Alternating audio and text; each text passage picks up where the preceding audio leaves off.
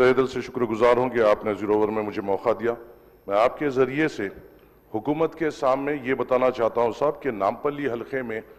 Major government hospital से जो रियासत तेलंगाना के सबसे बड़े हॉस्पिटल है, एक है MNJ कैंसर हॉस्पिटल, दूसरा है नीलोफर चिल्ड्रंस हॉस्पिटल, तीसरा है सरोजनी देवी हॉस्पिटल और एक सबसे बेहतर परफॉर्मिंग नामपल्ली वार्ड हॉस्पिटल है साहब, जिसके ऊपर हुकूमत की नज़र होना सख्त ज़रूरी है। नामपल्ली एरिया हॉस्पिटल में करीबन 500 से ज़ायद आउट पेशेंट्स हर रोज़ आते हैं और उसका आउट पेशेंट वार्ड तकरीबन पूरा कंजस्टेड हो चुका है और वहाँ पे जो गरीब आता है उनके लिए कई दुश्वारियाँ वहाँ पे हो रही है और ख़ास तौर से वहाँ पे जो डॉक्टर्स के पोस्ट है, चाहे वो नामपल्ली एरिया हॉस्पिटल रही है या नीलोफर रही है या सरोजनी और MNJ,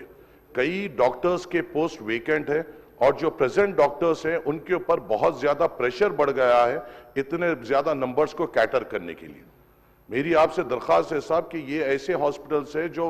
तेलंगाना के ज्यादातर गरीबों के जो मेजर बीमारियां हैं और जो बच्चों का इलाज है यहाँ पे हो रहा है और हमें उन डॉक्टर्स का प्रेशर कम करना है और वहाँ के गरीबों के साथ ठहरना है। मेरी आपसे अदबन गुजारिश ये है साहब कि इंचार्ज मिनिस्टर साहब के साथ, हेल्थ मिनिस्टर साहब के साथ एक रिव्यू मीटिंग इन हॉस्पिटल्स के लिए रखी जाए। वहां पर साहब एक ICU भी होना बेइंतहा जरूरी है नामपल्ली एरिया हॉस्पिटल में। अगर कोई सीरियस कोई पेशेंट या खवातीन वहां पे आ रहे हैं तो उनको फौरी तौर पर उस हालत में वहां से उस्मानिया भेजा जा रहा है जो उन गरीब औरतों के लिए बड़ी दुश्वारी हो रही है और आप और हम यहाँ पे इसलिए है कि इनको सहूलत दे सके। उनकी सहूलत इसमें है साहब कि हम वहां पे फौरी तौर पर एक ICU बनाएं। उसी के साथ साथ नीलोफर चिल्ड्रंस हॉस्पिटल जो हिंदुस्तान का सबसे बड़ा बच्चों का हॉस्पिटल है, अफसोस की बात यह है साहब 2 साल पहले इसी ज़ीरो ओवर में मैंने यहां पे एक मुद्दा उठाया था कि वहां पे एक MRI की सख्त जरूरत है और मुझे यहां पे तवक्कुन दिया गया था हो जाएगा। 2 साल हो गए, नहीं हुआ सर। बच्चों को, छोटे बच्चों को MNJ कैंसर हॉस्पिटल में जाकर MRI कराना पड़ रहा है। हमें इमीडिएट तौर पर नीलोफर चिल्ड्रंस हॉस्पिटल में MRI लाना पड़ेगा। इसके साथ बस एक छोटी एक हट के बाद सब, यहां मेरे नामपल्ली हलके में एक वोकेशनल जूनियर कॉलेज जो बाजार घाट में है सर, ये चीफ मिनिस्टर साहब के अंडर में आता है एजुकेशन डिपार्टमेंट। पिछली बार बारिशों में हर एक मीडिया ने रिपोर्ट किया है कि ये पर्टिकुलर कॉलेज पूरा डिलैबरेट कंडीशन में है और यहाँ पे जो बच्चे पढ़ रहे हैं इनकी जिंदगियों को खतरा है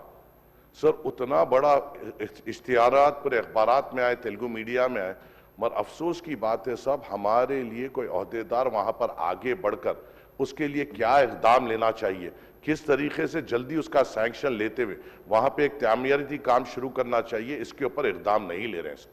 खुदा ना खास्ता कुछ हादसा होगा, कोई ऑफिसर बदनाम नहीं होगा सर, कोई ऑफिसर पे उंगली नहीं उठेगी सर। उंगली उठेगी तो ऑनरेबल उनके ऊपर उठेगी जिनके उसमें ये पोर्टफोलियो है सर, और जो हम नहीं चाहते सर, क्योंकि हम उनकी इज्जत करते हैं। हम ये चाहते हैं साहब ये मुद्दों पे सीरियसली तौर पे नोट लिया जाए, एक रिव्यू मीटिंग इंचार्ज मिनिस्टर साहब के जरिए से इन 3-4 हॉस्पिटल की बुलाई जाए, वोकेशनल जूनियर कॉलेज को इमीडिएट सीरियस तौर पे लेते हुए वहां की जो सैंक्शन अमाउंट, मेरे हिसाब से साहब डिप्टी चीफ मिनिस्टर साहब के पास 2 बार वो फाइल आई वोकेशनल जूनियर कॉलेज की, अगर उसकी मंजूरी मिलती है तो अपने गरीब बच्चे जो माशी तौर पे कमजोर है, जो पैसों की वजह से अच्छे कॉलेजेस को नहीं जाते, जो वहां पे जाते हैं, उनकी हम हिम्मत बन सकते हैं। आपके जरिए से हुकूमत को मैं इत्तला देना चाहता हूं और मैं उम्मीद करता हूं इसका जवाब आएगा और आप इंस्ट्रक्शन देंगे कि इसकी फौरी तौर पर रिव्यू मीटिंग ले। शुक्रिया। स्पीकर सर, जनाब माजिद हुसैन साहब जो भी उनकी बातें रखी है मैं नोट किया हूं और इंशाल्लाह हम सीरियसली इसके ऊपर गौर करेंगे और रिजल्ट भी देंगे।